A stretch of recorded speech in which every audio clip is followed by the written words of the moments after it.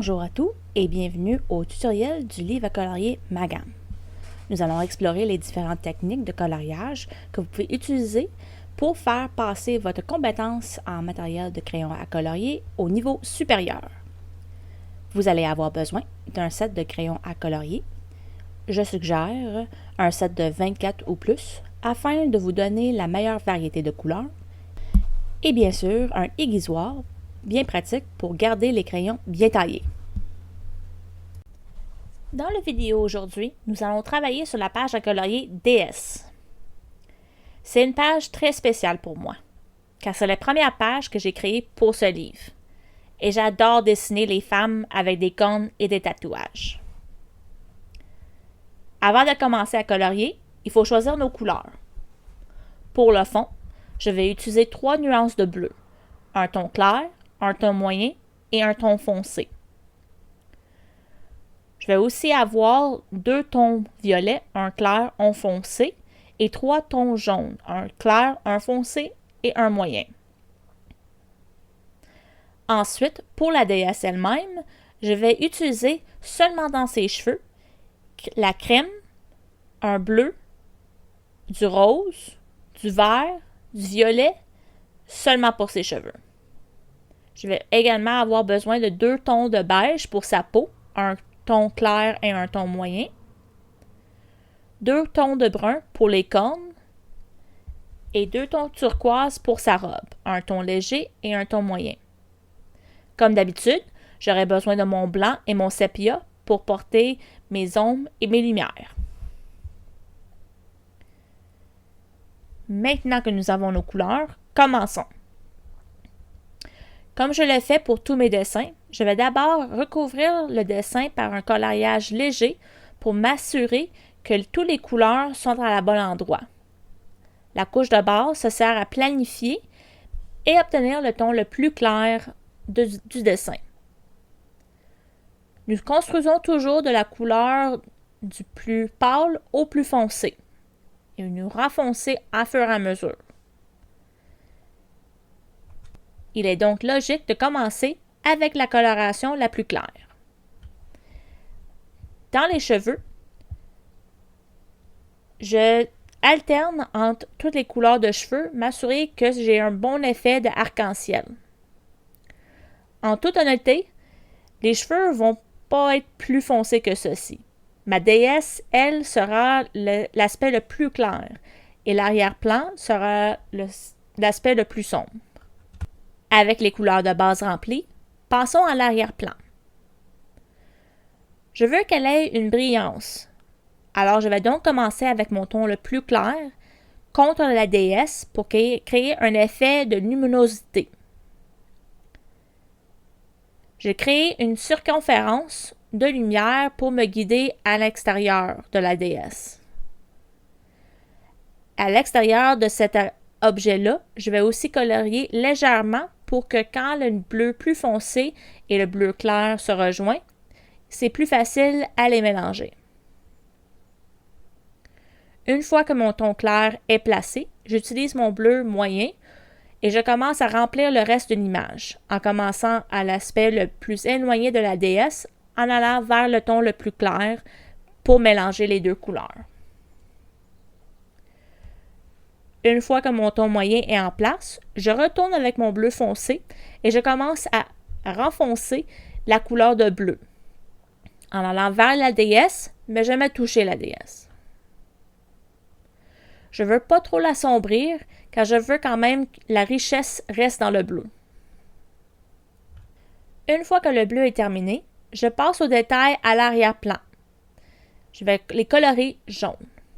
Je vais commencer avec mon ton le plus clair, en commençant sur les bords qui sont plus rapprochés de la déesse et en transférant à mon ton moyen de jaune pour recouvrir le restant des objets jaunes.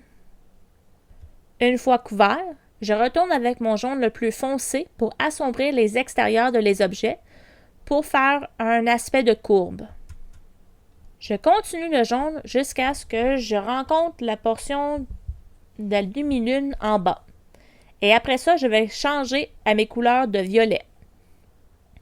Je vais commencer un petit peu différemment en commençant avec mes tons les plus foncés. Dans cette section, je veux que le foncé soit plus en avant-plan que le clair. En réalité, vous pouvez commencer par les ombres ou les plus clairs. Ceci est dépendant pour vous. Pour moi, j'aime commencer avec l'aspect qui est plus en avant-plan, la section que je veux qu'il y ait plus d'attention. Dans le bleu, je voulais que le clair ait plus d'attention, alors j'ai commencé avec le clair. Dans le mauve, je veux que le foncé soit l'aspect le plus important, alors je commence avec le plus foncé.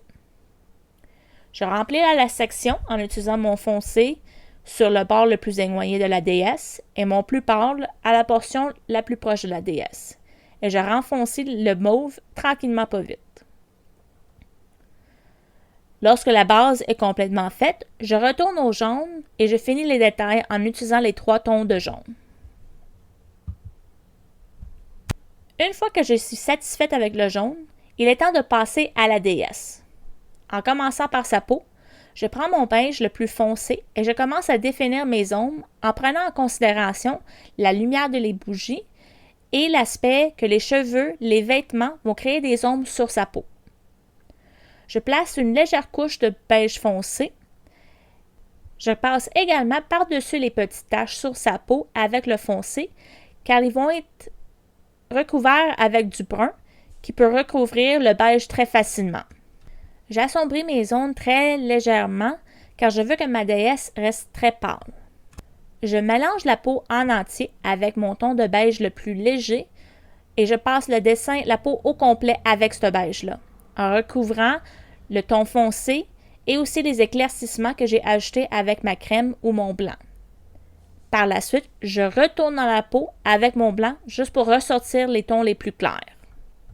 Lorsque je suis satisfaite avec la peau, je peux passer ensuite aux cornes.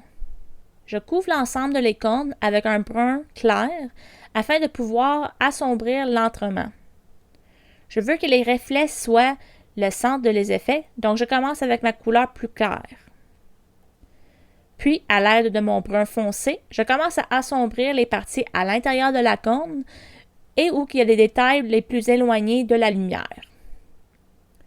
Pour mettre en valeur les points les plus forts, j'utilise mon blanc pour remettre en premier plan les éclaircissements. Une fois les cornes terminées, je passe aux cheveux. Avec les couleurs déjà présentes dans les cheveux, j'utilise le sépia pour créer des ombres. Je prends en considération la forme de les cheveux et je concentre mes ombrages à l'arrière des oreilles où il y a des plis de cheveux et sous la couronne de ma déesse. Ensuite, je couvre l'ensemble du dessin avec mon blanc ou mon crème pour mélanger toutes les couleurs. Si je trouve qu'il y a des couleurs qui ont disparu dans le mélange, je remets les couleurs très légèrement dans les cheveux et encore je mélange. Ensuite, je travaille sur la robe en tenant compte la lumière de la bougie et les cheveux qui passent devant la robe qui créent des ombres. Je mélange mes tons turquoise avec mon blanc et j'assombris à mon goût. Pour le reste, je fais ce qui semble bon pour moi. Avec des petits détails, les taches sur la peau que j'ai remplies toutes brun, les bougies que je colore avec mon crème et mon jaune, et je m'assure que la flamme au centre et au top sont les plus jaunes. Si j'ai besoin d'assombrir, je vais utiliser mon sépia et je vais utiliser mon blanc si j'ai besoin de mettre un peu plus clair certaines couleurs. Avec cela, nous avons terminé. Ma déesse très spéciale est prête. Colorier, c'est avant tout pour s'amuser. Si vous trouvez que cela est stressant, arrêtez de dessiner et prenez une pause. Ce n'est jamais une bonne idée de précipiter un dessin. L'art m'a beaucoup appris sur la patience et la nécessité de prendre un recul de temps en temps, surtout si nécessaire. Merci beaucoup d'avoir regardé. J'espère que cela vous aidera à passer au niveau supérieur en matériel de coloriage. N'oubliez pas de vous amuser et de vous rappeler où se trouve votre source de lumière. Veuillez partager vos dessins terminés sur Instagram, Twitter, Facebook ou TikTok en utilisant le hashtag MagamColoring2022. Et avec cela, nous vous reverrons la prochaine fois. Merci beaucoup et bon coloriage!